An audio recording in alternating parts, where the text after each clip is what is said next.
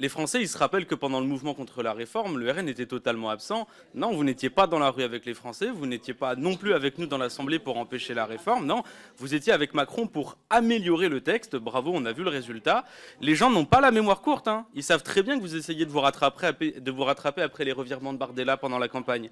Il n'abrogera pas la réforme des retraites, a-t-il dit. Il faut que les Français travaillent jusqu'à 66 ans, a-t-il dit pendant le débat. Et je dis le culot, parce qu'il y a 2 jours, il y avait un vote d'abrogation de la réforme des retraites proposée par le nouveau Front Populaire. Vous avez voté contre, parce qu'elle était financée en taxant les gens qui gagnent plus de 4 000 € par mois, comme vous avez voté contre la censure du gouvernement Barnier, comme vous avez voté contre la destitution de Macron, parce qu'au fond, si Macron est le système, vous êtes aussi et surtout son assurance vie.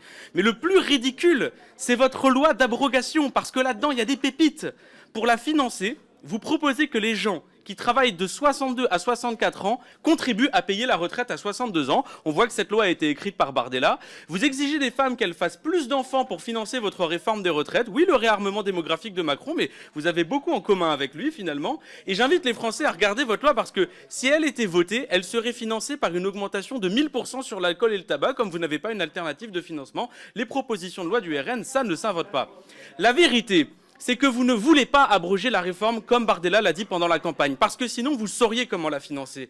Même si votre texte n'était pas écrit avec les pieds, il n'a aucune chance d'arriver au Sénat puisque vous n'avez pas de groupe. Donc vous êtes des menteurs. Vous mentez aux Français. Vous savez que vous n'allez pas changer leur vie. Vous jouez avec leurs espoirs en essayant d'obtenir un bénéfice électoral. Et je veux rassurer les Français, nous on les respecte. Donc le 28 novembre, on pourra voter la proposition d'abrogation de la réforme des retraites du nouveau Front Populaire, qui elle a des chances d'aller au Sénat, puisque elle est financée et parce qu'elle changera vraiment la vie des Français.